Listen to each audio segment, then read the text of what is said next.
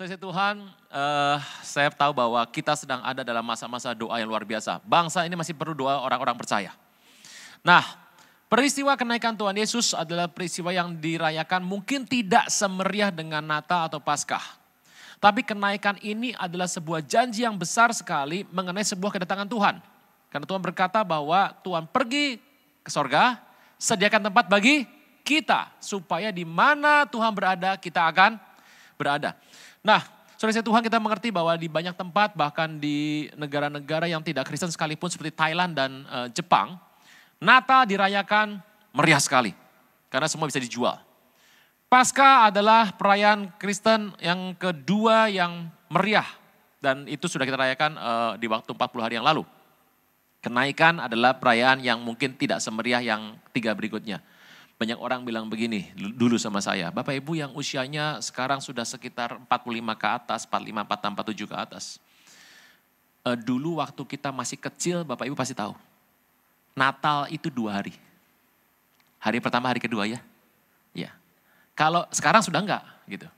Jadi ada orang bilang gini sama saya. Pak, ini ngomong-ngomong aja ya Pak ya. Saya melihat bahwa generasi kekristenan yang ngomong ini kebetulan bukan Kristen. Jadi dari sebelah. Udah lama dia bicara. Pak, kekristenan tuh kalau lihat sekarang ya. Itu makin lama tuh anak mudanya makin habis. Ini sudah ngomong ini kira-kira 10-12 tahun yang lalu. Dan ke depan kelihatannya kegerakan Kristen juga mungkin berbeda Pak seperti zaman dulu. Ya ini bukan masalah apa, kita bisa terbuka saja Pak. Menurut saya mungkin bahwa kekristenan tidak akan seperti yang dulu lagi karena ada pasang surut. Dan kelihatannya Kristen akan mulai menjadi sunset bukan sunrise. Saya bilang apa buktinya ngomong begitu? Iya Pak, dulu tuh Pak yang namanya Kristen punya ibadah itu Pak. Itu ada 4. 1, Jumat Agung benar ya. 2, kenaikan, ascension. Natalnya 2 hari. Dan sekarang Pak, Natal tinggal 1. Dari 4 hari libur, tinggal 3 hari. Itu artinya Pak sebetulnya Kristen bisa sunset. Waduh dia ngomong begitu loh Bapak Ibu. Saya bilang gini, you salah. Kristen tuh punya hari libur paling banyak di Indonesia. Hari Minggu, 52 plus 3, 55 hari. Kepercayaan mana di Indonesia yang bisa libur 55 hari? Ada, kita 55 hari libur. Ada yang liburnya cuma 2 hari, tapi bisa sebulan tuh hilang. Ada. Bayangkan. Jadi kita punya libur berapa hari tadi? 55, luar biasa. Gak akan ngalami sunset. Kita akan sunrise terus bersama dengan Tuhan Yesus. Yuk kita buka sebentar, bicara soal kenaikan. Kitab yang menarik sekali, kitab Lukas. Saya ini akan membahas banyak kitab Lukas hari-hari ini. Bapak Ibu tidak henti-hentinya saya akan terus mengingatkan. Anda ngomong sama teman Anda di rumah tetangga.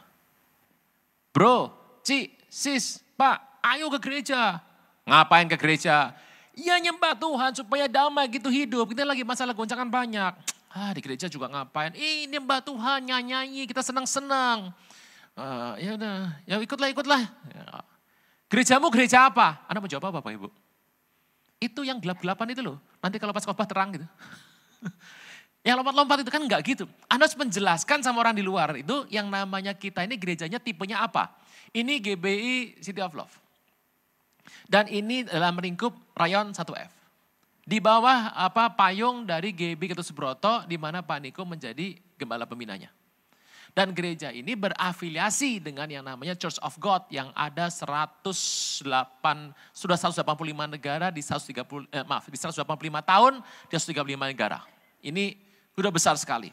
Nah, aliran kita ini namanya adalah aliran Pentakosta klasik. Tipenya apa? Paling gampang. Anda apa-apa juga nyanyi. Bener ya? Ibadah mulai nyanyi. Selesai nyanyi. Sebelum firman nyanyi. Tutup nanti nyanyi. Kalau WA-nya lagi mood 3 lagu. Anda undang pati pemberkatan coba.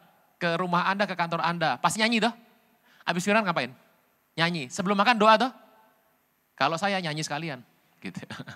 Kok nyanyi mulu Pak? Kayak orang India Pak. Lihat tiang goyang. Oke. Ya karena kita Pentakosta klasik. Nah, dan kegerakan Pentakosta itu dasar tulisannya adalah Lukas.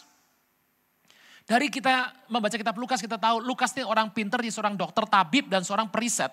Yang tinggalnya kerjanya di kalangan istana para pejabat. Kalau Bapak Ibu masih ingat yang saya khotbahkan, kita siapkan sebentar Lukas pertama ayat pertama. Firman Tuhan, Lukas pertama berkata sebuah kata yang indah sekali, kata pertama, Theophilus yang apa? Kelihatan banget bahwa Theophilus itu pejabat. Pejabat yang dibawa kendali Romawi. Dan orang ini pengen tahu soal kekristenan, dia pengen tahu soal Tuhan Yesus. So, Lukas bikin satu tesis skripsi. Waduh, mantep. 24 pasal. Skripsi 5 bab toh. Ini 24 nih. Mau ngelawan sama Lukas berat. Disertasi S3 aja, paling banyak 6 bab. Itu pun dosen pembimbingnya marah-marah. Tanya Pak Tim kalau bikin skripsi ini. Waduh pusing. Ini 24 bab.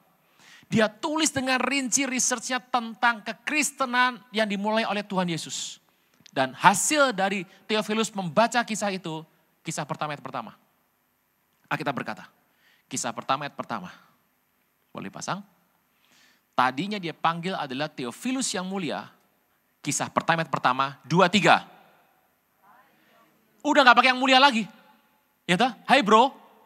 Itu artinya bahwa Theophilus sudah bertobat. Jadi teman sekerja Lukas. Jadi teman baiknya, manggilnya sudah brur. Nah, kalau zaman sekarang bray. Gitu. Dia panggil sekarang sudah jadi teman baik.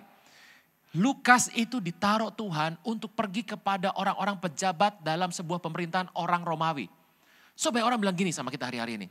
Lu mah enak ya pelayanannya ya, tempat gede-gede terus ya. Bapak Ibu, tiap orang dikapling sama Tuhan. Ini nikmatnya dalam gereja Tuhan. Alkitab berkata, tidak seorang pun bisa menerima sesuatu jika tidak dikaruniakan dari sorga. Bapak Ibu, Anda bisa nikah sama si A, saya beritahu. Tuhan yang buat. Kalau Tuhan gak buat, tuh orang gak bakal nasir Anda. Gitu. Anda bisa kerja hari di tempat ini, bisa punya ibadah di tempat ini, bisa mengembangkan tempat ini, bisa melayani di tempat ini, bisa punya teman yang sana, bisa kerja ini berhasil, proyek itu bisa dapat, saya beritahu. Alkitab berkata tidak seorang bisa mengambil buat dirinya sendiri jika sorga tidak mengaruniakannya. Itu artinya adalah kita tidak punya prestasi apapun tanpa Tuhan ikut campur. Dan makanya enak sekali, ada orang tipe Lukas yang memang Tuhan taruh khusus menginjili pejabat-pejabat Romawi. Ada yang urusan sama Petrus. Tiap hari ketemu sama orang Yahudi yang tegar tengkuk. Ada. Tiap orang sudah punya kapling masing-masing. Dan setiap kapling ada pengurapannya. Makanya saya tuh senang banget. Dalam kekristenan itu paling enak gini. Tak seorang pun bisa mengambil bagian orang lain. Anda mengambil bukan bagian Anda, kena masalah. Kenapa? Urapannya beda. Kalau Tuhan tidak menambah sebuah kapasitas, tidak akan terjadi sebuah penambahan. Karena sorga yang mengaruniakan. Lukas ini luar biasa. Nah, kitab Lukas menulis 2 kitab. Yang pertama adalah kitab Injil Lukas, yang kedua adalah kisah para rasul. Ada yang bilang sama saya, kisah para rasul itu 2 orang yang nulis. Lukas sampai 16, sisanya Paulus. Sudahlah, jangan berdebat siapa yang nulis, sama-sama gak tahu juga kan. Ya, gitu. Saya gak hadir waktu dia menulis ini. Nah, Lukas itu menariknya adalah menulis semua kegerakan yang akan terjadi masa setelah Tuhan Yesus terangkat. Post Christianity. Jadi setelah penyalipan, crucifixion, setelah dia naik, kegiatan berikutnya rasul-rasul itulah kegiatan dari Lukas. Lukas adalah orang yang mengutip kembali kegerakan akhir zaman dari kitab Joel. Dan inilah Lukas, dia menulis sebuah kitab dengan detail sekali. Lukas tuh humanis. Ngeroh Pak, gak terlalu. Orangnya humanis, contohnya begini. Tuhan Yesus taman Getsemani, dia berdoa bersungguh-sungguh. Peluhnya bertetesan seperti darah, masih baca ya. Dan dia sangat ketakutan, datanglah malaikat untuk menguatkan dia. Hello, Tuhan lo ini. Kok bisa sangat ketakutan? Karena Lukas mengambil sisi ketuhanan Tuhan Yesus. Ini sangat humanis sekali.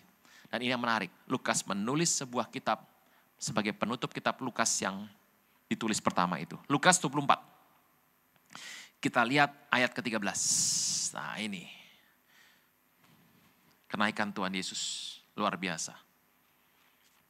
Itu menarik sekali. Kalau Tuhan naik, kita juga naik ke surga satu hari nanti. Entah kapan Pak, enggak tahu. Siapa duluan Pak, tidak tahu. Kalau ada yang mau mempercepat silahkan, ngeri itu. Teruskan. Pada hari itu juga. Hari apa itu?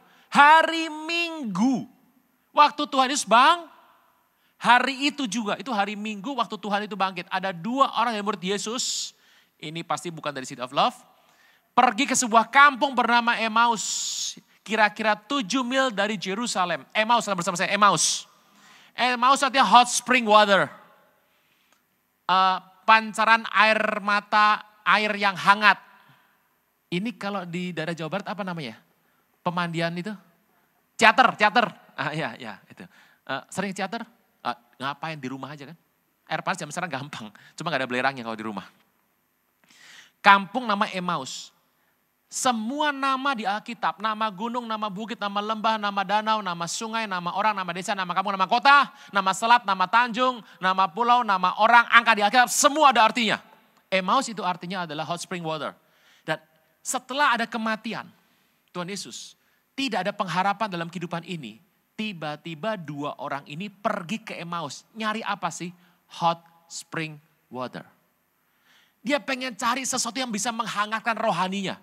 Bayangkan tokoh yang digadang-gadang bakal jadi tokoh besar, sudah meninggal disalib dalam kondisi yang paling memalukan. Hari itu ditelanjangi, disalib, dikubur, kubur terbuka. Jadi 2 murid ini berikhtiar untuk menambah kerohaniannya, untuk menjaga kerohaniannya dengan pergi ke Emmaus. Cilakanya tempat untuk menambah kerohanian menjadi lebih hot, jaraknya 7 mil dari Yerusalem alias jauh banget. 7 mil naik mobil sama 7 mil mersikil atau mersikil ya Bapak Ibu. Sikil kaki, jalan kaki. Dan mereka bercakap-cakap, chatting, cicet tentang segala sesuatu yang telah terjadi. 15. Ketika mereka sedang bercakap-cakap, chatting dan bertukar pikiran, sama-sama apa? Datanglah apa?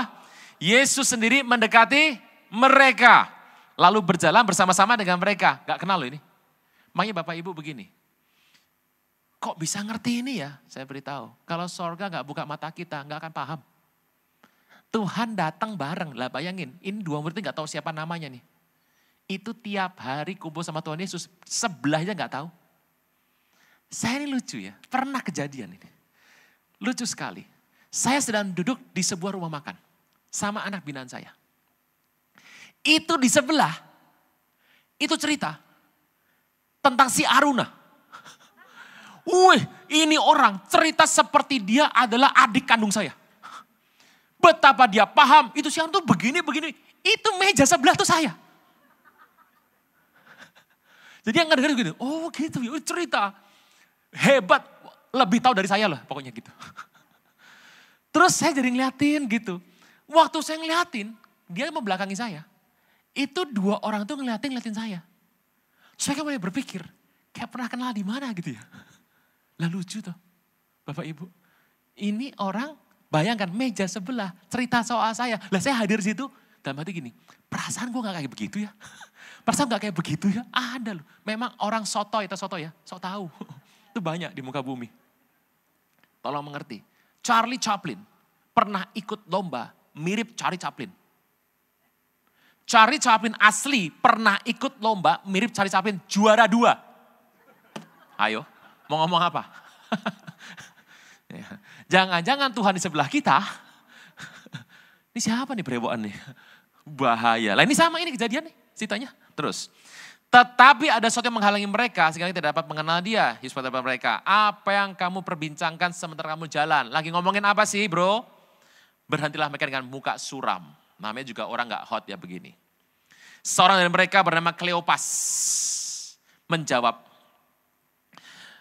adakah engkau satu-satunya orang asing di Yerusalem yang tidak tahu terjadi di situ pada hari belakangan ini?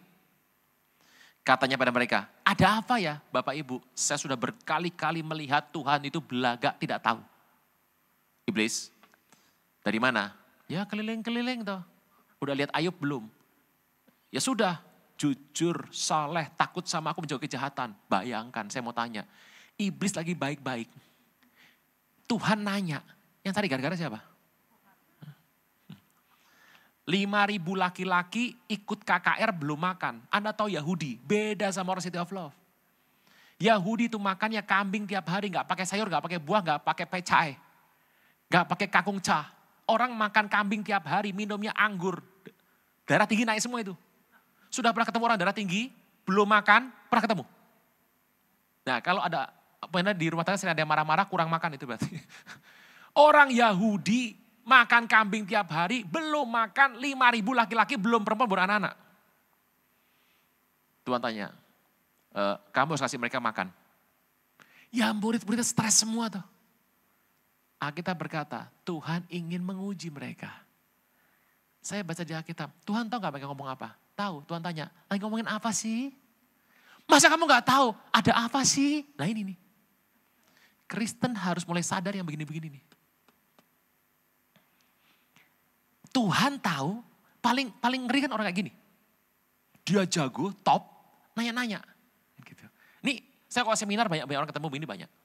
Saya kalau seminar di mana-mana biasanya yang ikut seminar ada 4 jenis orang. Yang pertama adalah dibawa sama temannya seminar, tapi gak paham apa-apa. Kenapa kamu ikut? Ya nebeng. Yang nomor 2 ikut seminar kenapa? Nunggu nasi box. Yang ketiga, memang mau belajar firman. Yang keempat, pengen adu debat sama pembicara.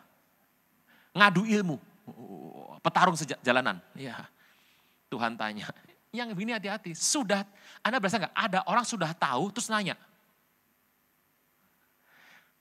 Saya pengen deketin tuh meja dan bilang begini. Oh gitu ya, terus kalau Pak Ron tuh sukanya apa ya?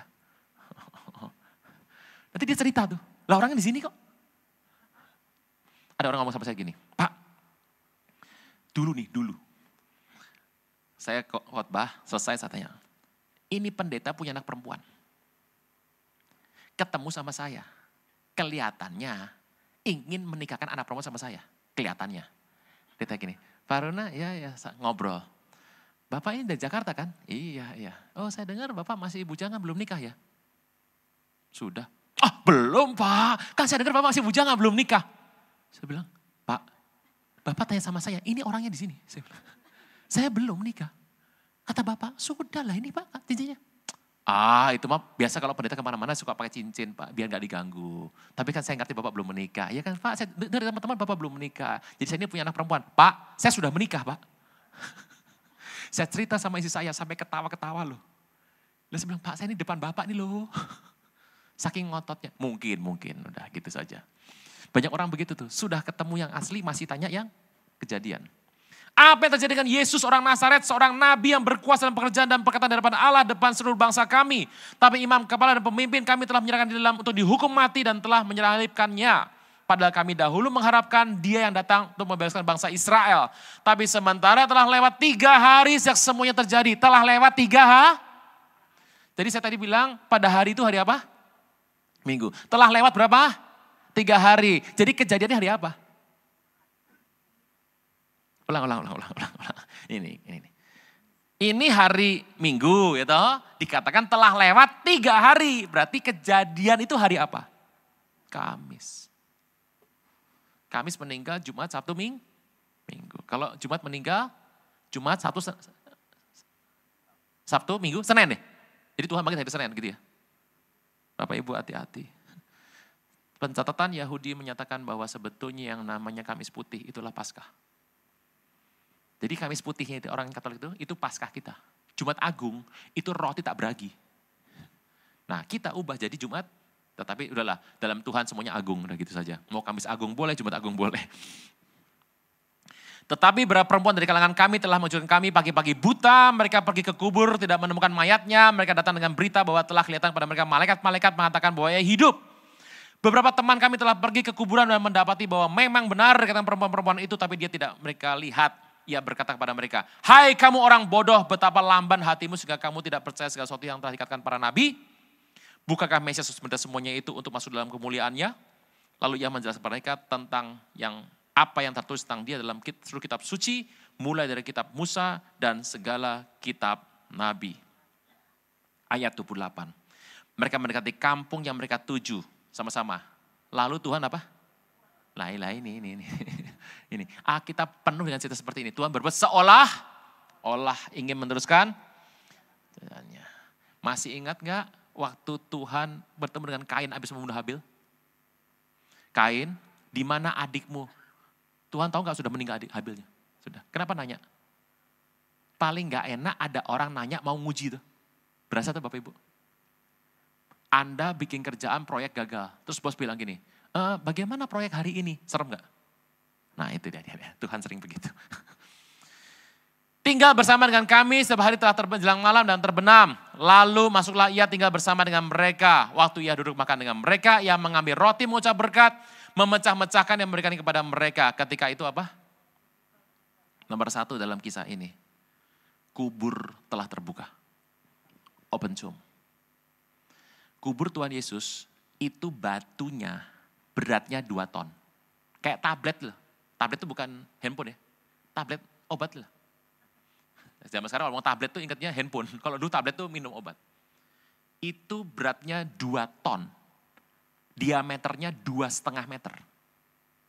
Dijaga kubur sama 16 tentara Romawi dari batalion 10 yang paling bengis. Dijaga di sana, 16 orang. Tuhan bisa buka itu. Apa artinya?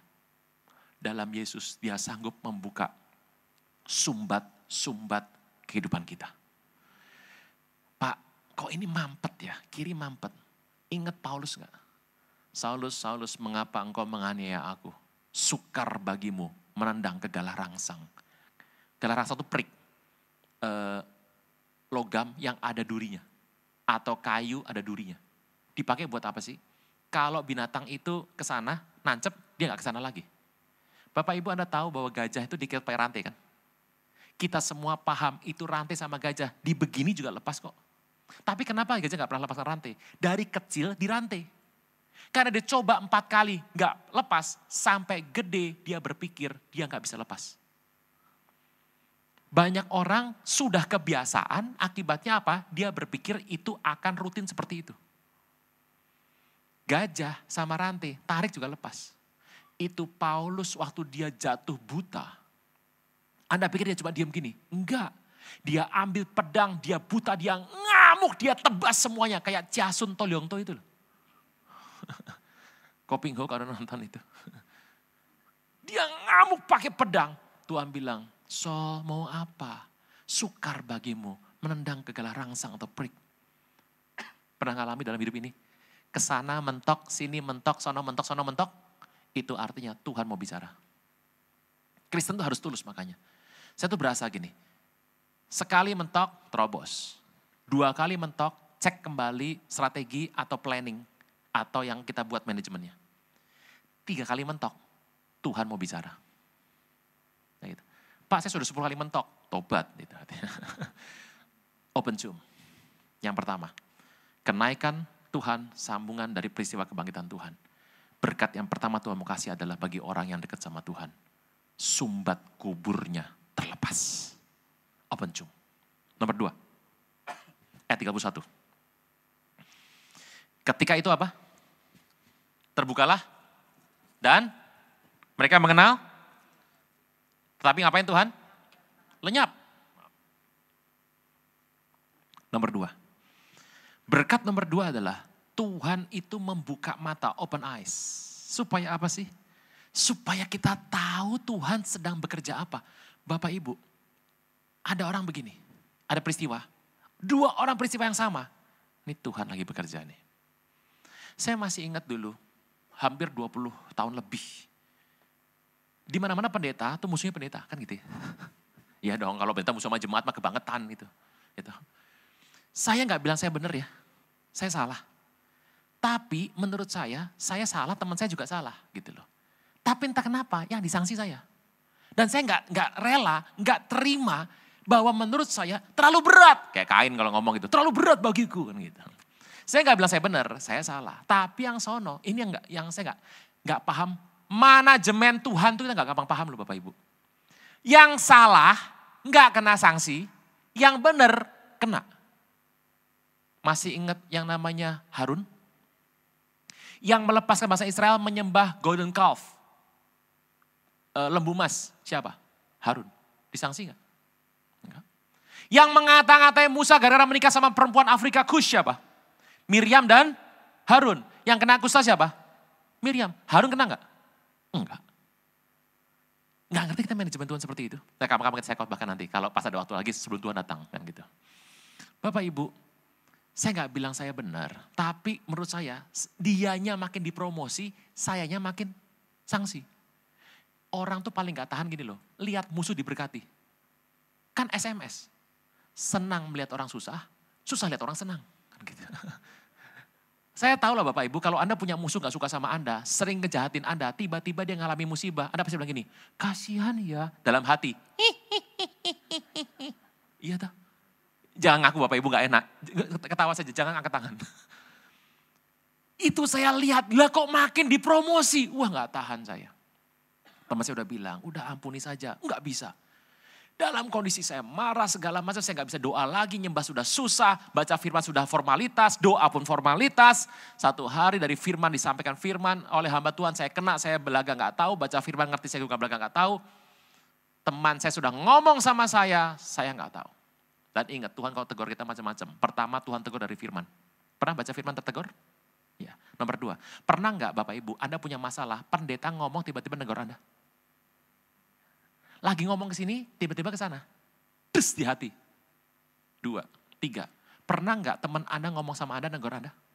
Nggak sengaja loh. Ngomongin negor aja. Ada urutannya. Pertama, firman. Kedua, pakai mimbar. Ketiga, pakai teman seiman.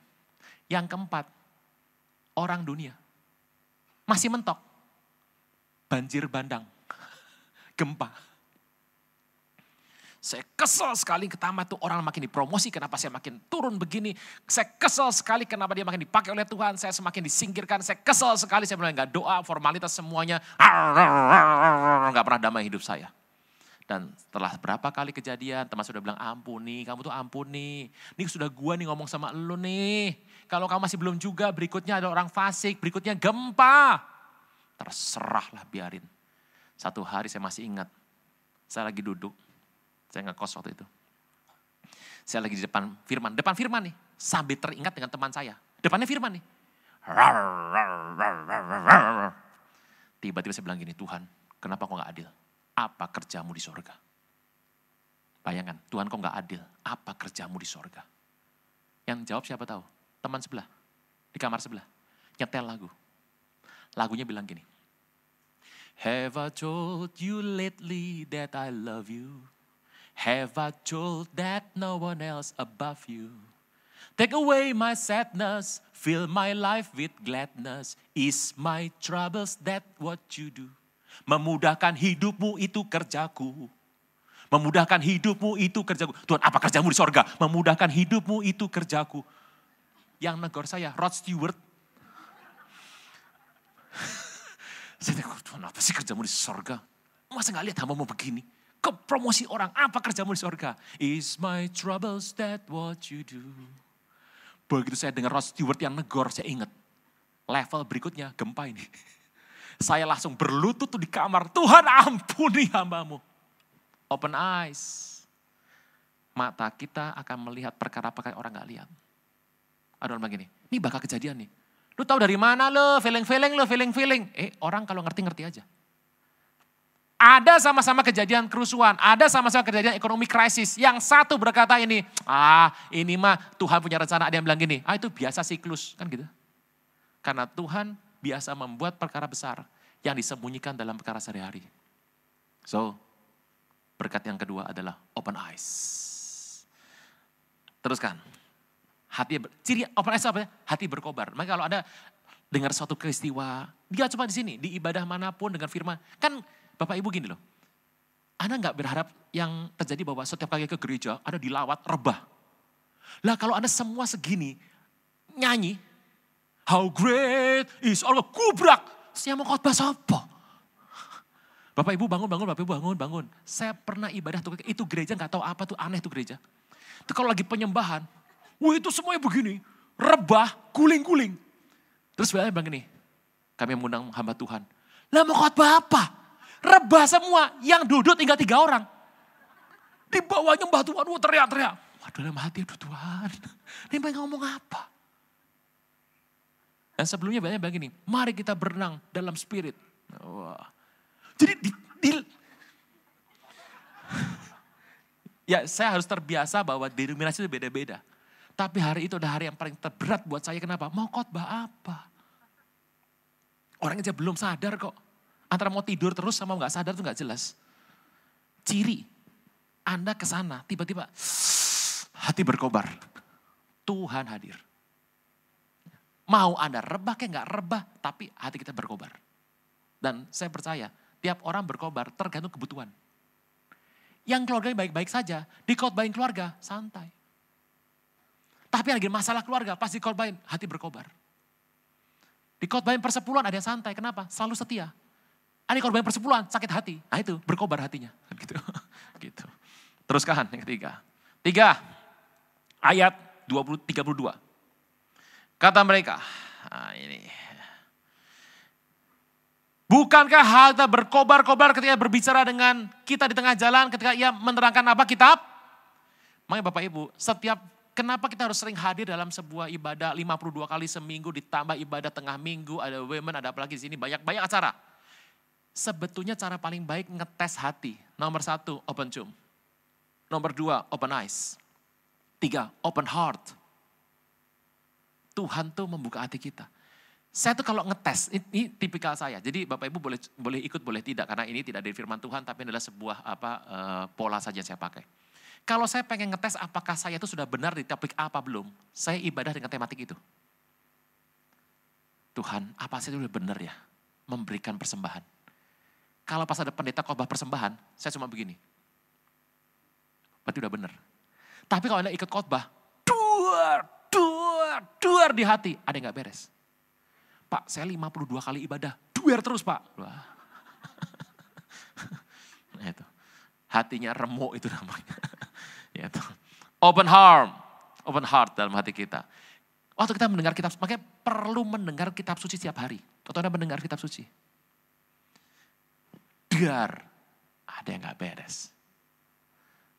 Kalau sudah beres, ya tenang. Saya kalau dikotbahin persepuluhan, gak bergeming Bapak Ibu. Mau apa lagi udah? Udah beres semua. Mau dikotbahin apa lagi? Kalau Anda sudah mengampuni orang, doa Bapak kami. Saya ini agak khawatir loh Bapak Ibu, kita ini gereja tapi jarang sekali doa Bapak kami dikatakan. Jarang dah. Jarang. 2, 3. Bapa kami dalam sorga, datanglah, jadilah kehendakmu. Bukan di karet loh, di bumi. Jadi berdoa gak boleh bisa satu, harus semua didoakan. Berilah hari ini, bakmi kami, bakmi acong tadi, yang secukupnya. Jadi kalau Anda minta berlimpah-limpah itu nabrak firman gak? Ampuni kami. Bapak Ibu banyak orang minta ampun sama Tuhan tapi gak pernah dipulihkan hidupnya. Kenapa? Karena tidak mengampuni orang bersalah. Kalau saya bicara mengenai pengampunan, Anda cuma santai gini. Berarti Anda sama mertua, sama mantu baik-baik saja. Gitu-gitu. Mami saya sama istri saya bisa tidur satu ranjang. Itu kalau Tuhan gak di tengah, gak kejadian. Gitu aja udah. Terus. Next, 33. Bangunlah mereka dan terus kembali ke Yerusalem. Di situ mereka mendapati ke-11 murid. Mereka sedang berkumpul bersama dengan teman-teman mereka. Kata mereka, sesungguhnya Tuhan telah bangkit dan telah menawarkan diri kepada Simon. Kedua orang itu pun menceritakan apa yang terjadi di tengah jalan dan bagaimana mereka mengenal dia pada waktu ia memecah-mecahkan roti. Jadi cara terbaik mengenal Tuhan adalah dengan sebuah persekutuan. Makanya kredo para rasul adalah aku percaya akan Roh Kudus, gereja yang kudus dan persekutuan para kudus. Jadi kalau Anda ibadah cuma hari Minggu doang sebetulnya itu menyalahi kredo. Harus ada persekutuan itu yang membuat kita bisa melihat bagaimana perbuatan Tuhan terjadi dalam kehidupan kita. Pertama open cum, kedua open eyes, ketiga open heart. Terus ayat 36. Ketika mereka sedang bercakap-cakap tentang hal itu, Yesus tiba-tiba berdiri tengah mereka dan berkata kepada mereka, Shalom. Mereka terkejut dan takut menyangka bahwa mereka melihat hantu. Biasa toh, hantu. Tetapi ia berkata pada mereka, mengapa kamu terkejut? Apa sebabnya timbul keraguan dalam hati kamu? Lihatlah tanganku dan kakiku, aku setelah ini raba dan lihat. Karena hantu enggak berdaging dan tulang. Jadi saya mau tanya, kalau Anda ketemu hantu berarti enggak ada apanya? Daging dan tulang. Kalau ada tulang, iga berarti bukan hantu. Seperti kamu lihat padaku, 40 sama-sama 23. Sambil berkata demikian, ia berikutnya, open arms. Buka tangan. Tangannya terbuka, menunggulah, tak tersembunyi kuasa Bapak Ibu, manusia salah biasa. Tapi kalau salah, cepat lari ke tangan Tuhan yang karena ada masanya nanti, waktu pengangkatan, tangannya nggak terbuka lagi.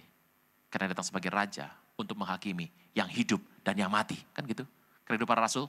Dan dari sana, ia akan menjudge the living and the dead. Open arms. Dan kakinya kepada mereka, ketika mereka belum percaya karena girangnya dan masih heran, berkata ia kepada mereka, adakah padamu makanan di sini? Mereka memberikan kepadanya sepotong apa? Wah, jadi apa makanan kesukaan Tuhan Yesus? Ada suka ikan goreng? Ia mengambil dan memakannya tepat depan mereka. Ia berkata pada mereka, inilah perkataanku yang telah kukatakan kepadamu ketika aku masih bersama dengan kamu, bahwa harus digenapi semua yang ada tertulis tentang aku di kitab Taurat Musa, dan kitab Nabi-Nabi, dan kitab apa? Mazmur. Kitab Musa, kitab Nabi, kitab Mazmur. Kitab Torah Musa adalah Torah. Nabi-Nabi, Nebiim, Mazmur, Ketubim. 3 dasar dari ayat isi dari kitab suci orang Ibrani. 45 sama-sama. Lalu ia open mind, open tomb, open eyes, open heart, open arms, open. Kenapa mind harus terbuka? Sehingga mereka mengerti apa? Oh Bapak Ibu, makanya pikiran harus terbuka. Orang yang pikiran gak terbuka gak akan ngerti firman Tuhan. Tolong ngerti. Tuhan Yesus itu dianggap menyalahi Torah. Karena pola pikirnya berkebalikan sama orang pada zaman itu. Torah berkata mata ganti mata, gigi ganti gigi. Tuhan mengajarkan kasih. Pengajaran itulah yang dianggap oleh ahli Taurat sama orang Farisi. Itu bertentangan dan dianggap itu menyalahi hukum Torah. Tapi orang yang mengerti berkata bahwa kitab suci itu terbuka pikiran Bapak Ibu. Banyak-banyak membaca apa? Kitab suci. Mayoritas universitas besar di dunia, Anda boleh sebut yang ada di Amerika. Itu dasarnya adalah sekolah tinggi teologi. Jadi pertama buka sekolah itu teologi dulu, berkembang menjadi sekolah umum. Sekolah top di Amerika, majority itu dulunya adalah sekolah teologi. Gitu. Nah, kenapa sih dasar teologi? Karena dasar dari semua ilmu adalah apa? Alkitab. Bapak Ibu mau belajar apa sih? IPA, kimia, semua Alkitab ada. Ekonomi, 3.000 ayat Alkitab membahas soal keuangan. Iman cuma 500, doa 350. Duit berapa tadi? Saceng. Ternyata orang Yahudi kenapa pintar soal keuangan? Ayat kitab firman Tuhan mengajar soal keuangan 3.000 ayat. Kita membaca kitab suci, kita tahu ternyata bagaimana untuk terbuka pikiran mengenai semua konsep keuangan. Salomo orang pintar di muka bumi. Salomo orang paling kaya di muka bumi mengajar. Dan orang Yahudi, Bapak Ibu tahu bahwa Yahudi itu hebat dalam teknologi ya. Hebat luar biasa. Kehebatan orang teknologi orang Yahudi itu didasarkan pada satu kitab. Kitab Pengkhotbah. Dasar dari semua teknologi kepintaran orang Yahudi menggunakan kitab Pengkhotbah. Kita baca Pengkhotbah, sia-sialah. Benar ya? Vanity. Sia-sia semuanya. Tapi orang Yahudi membaca kitab Pengkhotbah, itu dasar dari semua teknologi Israel. Saya lagi pelajari, baru chapter pertama, belum kelar juga, gak ngerti-ngerti juga. Kenapa ini kitab jadi dasar teknologi kepintaran orang Israel? Saya gak ngerti. Tapi kita berkata, satu hari kalau kita baca firman Tuhan, Tuhan akan open your mind. Mau terbuka pikiran, baca kitab suci. Teruskan. Kata pada mereka, ada tertulis Mesias harus menderita dan bangkit dari orang mati pada hari ketiga. Hari keberapa? 3. Dan lagi, dalam namanya berita tentang pertobatan pengampunan dosa harus disampaikan kepada segala bangsa mulai dari Yerusalem. Kamu adalah saksi dari semua ini. Artinya adalah kita harus menginjil. Teruskan. Dan aku akan mengirim kepadamu apa yang janjikan Bapakku. Apa itu? Roh Kudus. Tetapi kamu harus tinggal dalam kota ini sampai kamu empowered dengan kekuatan, kekuasaan, kehebatan dari tempat maha tinggi. Apa itu? Pencurahan Roh Kudus yang pertama. Apa sih fungsi pencurahan pertama? Pencurahan pertama itu digunakan supaya setelah Yesus naik ke sorga, murid-murid semua yang tertinggal tidak yatim piatu. Mereka bersama-sama diperlengkapi sampai akhir zaman. Dengan satu kekuatan besar namanya Roh Kudus. Dan ini luar biasa. Tetapi kamu harus tinggal di dalam kota ini, Yerusalem, sampai kamu diperlengkapi dari tempat yang maha tinggi. Ayat 50. Lalu Yesus bawa mereka keluar kota sampai dekat Betania. Ini prinsip ayat firman Tuhan. Betania, Bet, rumah, Aniah, orang miskin, orang tertindas. Betania, rumah, orang tertindas. Tuhan itu suka sekali sama orang-orang tertindas. Prinsipnya jelas. Waktu alam semesta ini chaos, Tuhan datang dan berkata, let there be light. Chaos berubah jadi kosmos. Waktu dosa menghantam muka bumi, hancur-hancuran semuanya, jahat semuanya. Tuhan datang memberikan keteraturan melalui air bah. Waktu Sodom dan Gomora berantakan semuanya, terjadi LGBT di sana. Luar biasa. Taiwan sekarang sudah mensahkan pernikahan sejenis. Asia yang pertama, Taiwan, yang mensahkan pernikahan sejenis. Dan yang menikah adalah kelihatannya cucu dari pendiri negara tetangga kita yang ada sering pergi, yang ada lambangnya singa muntah. Gitu. Tahu ya? Nah itu cucu pendirinya itu menikah sama jenis. Sekarang. Gitu ya. Saya Tuhan, apa yang terjadi di sana? Sodom dan Gomora, datanglah hujan belerang. Lihat prinsip Tuhan. Waktu semua dosa gak bisa dikuasai lagi. Tuhan Yesus jadi manusia. Prinsip Tuhan itu adalah kekacauan dibuat teratur. Chaos dibuat kosmos. Itulah konsep Tuhan. Dan saya percaya kata diperlengkapi menggunakan bahasa enduo yang artinya diberi jubah. Saya berdoa kita semua diperlengkapi hari-hari ini. Bapak Ibu, ini kegoncangan belum kelar. Akan terus ada sampai Tuhan datang. Dan peristiwanya sudah, bukan di Indonesia, di semua negara. Saya percaya bahwa inilah pengantar kita memasuki waktu akhir. Alkitab berkata, sampai kota Betania, di Betania, tempat kota liburan Tuhan Yesus. Tuhan stay-nya di mana? Kafarnaum. Hobinya kalau liburan kemana? Ke Betania, ke rumah orang-orang miskin. Di Betania ada sebuah rumah yang berisi satu keluarga yang sudah yatim piatu. 3 anggota keluarganya. Yang paling besar bernama Maria. Yang kalau Tuhan datang, dia dengarkan Tuhan. Dia nurut Tuhan ngomong apa, sangat menyenangkan hati Tuhan. Namanya Maria. Yang nomor 2, sangat ahli teknologi. Kenapa? Karena orang ini bernama Marta, dia millennials. Dia jago bikin GoFood, GrabFood, pesen Gojek, Gosen, pokoknya mau apa. Rawon, mau namanya mau apa Starbucks, kirim. Tuhan mau apa, tinggal ngomong, langsung dikirim bakminya semua. Sibuk sekali. Langsung ketik-ketik semuanya. Dan dipotongnya pakai OVO. Oke.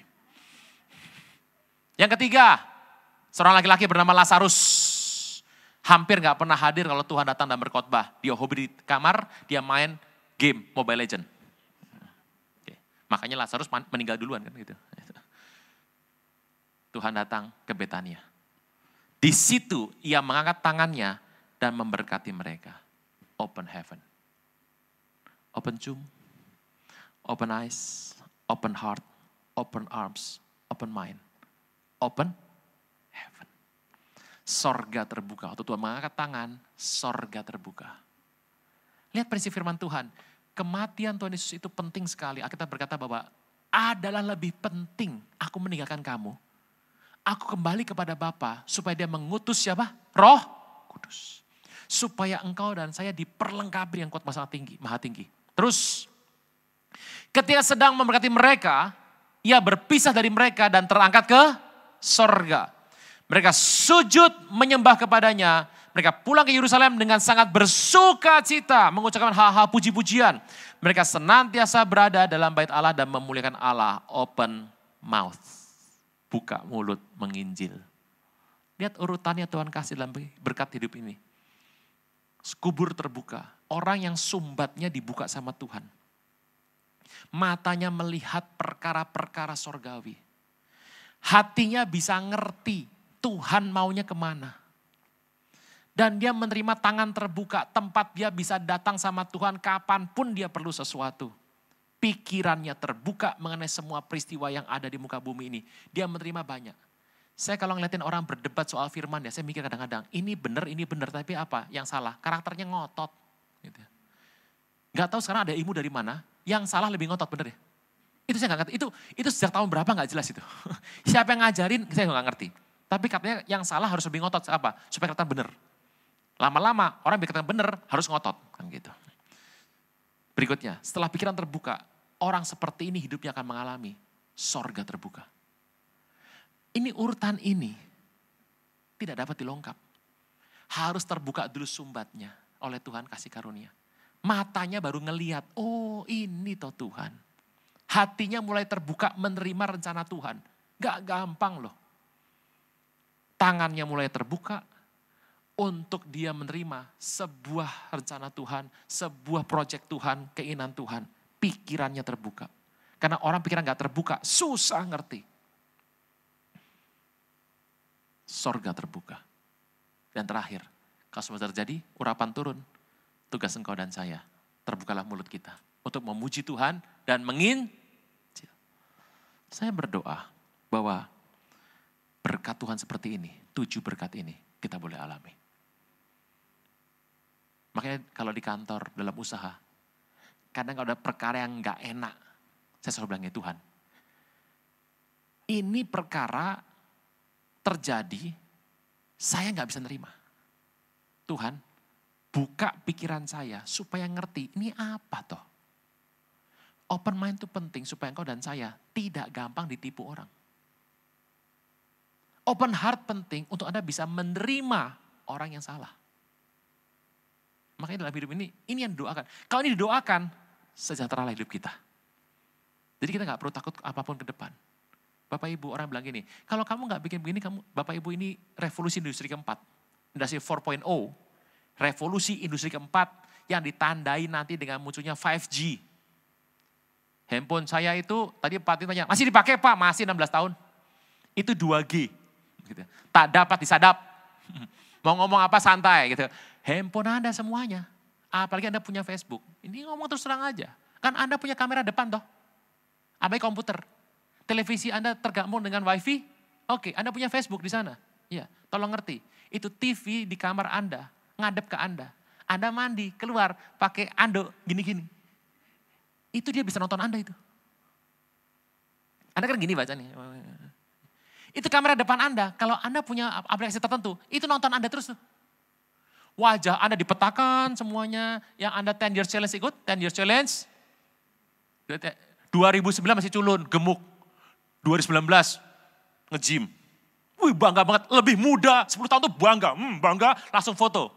Yang sini masih jelek, sini makin indah. Atau masih sama mudanya dengan 10 tahun yang lalu. Bapak Ibu, begitu Anda foto begitu dalam 1 hari, 60 juta data didapatkan oleh mereka, Facebook. Untuk apa? Diambil pemetaannya. Ini loh.